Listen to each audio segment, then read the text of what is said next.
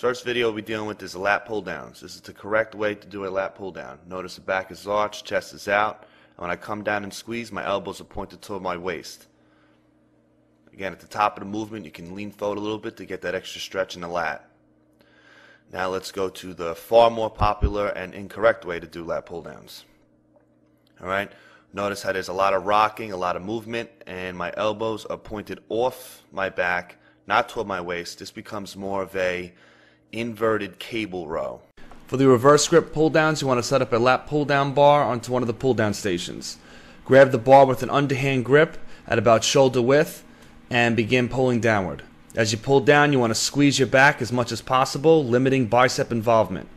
As you bring the bar down, you want to bring it to about the center line of your chest, and as you let the bar back up, you want to come just shy of full extension.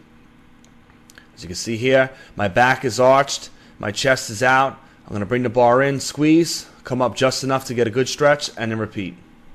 For the deadlift, you want to keep your feet about shoulder width apart, maybe a little wider. Grab the bar a little wider than your knees.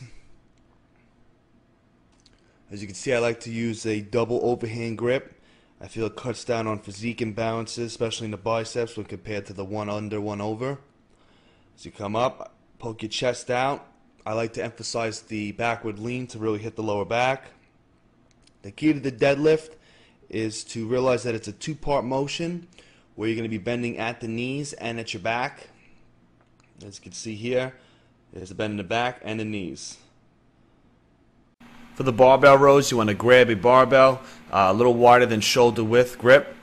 Lean forward. As you can see here, my upper body is almost parallel with the ground. My chest is out, my back is arched. I have a slight bend in my knees.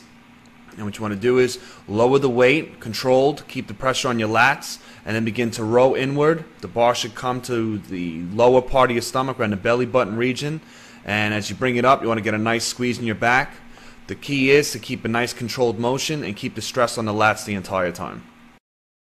For this version of this exercise, you want to support yourself on the lower dumbbell rack. Notice how my knees are bent and my back is arched. You want to sink the dumbbell really low, getting a nice stretch in your lat, and begin to pull upward. As you pull upward, you want to squeeze your back muscles. You want to limit your bicep involvement as much as possible. You don't want to pull with your arms. You want to picture that your arms are just hooks.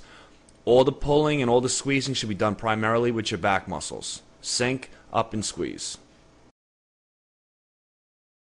For the stiff arm pull downs, you want to set up a standard lat pull down attachment on one of the pull down stations.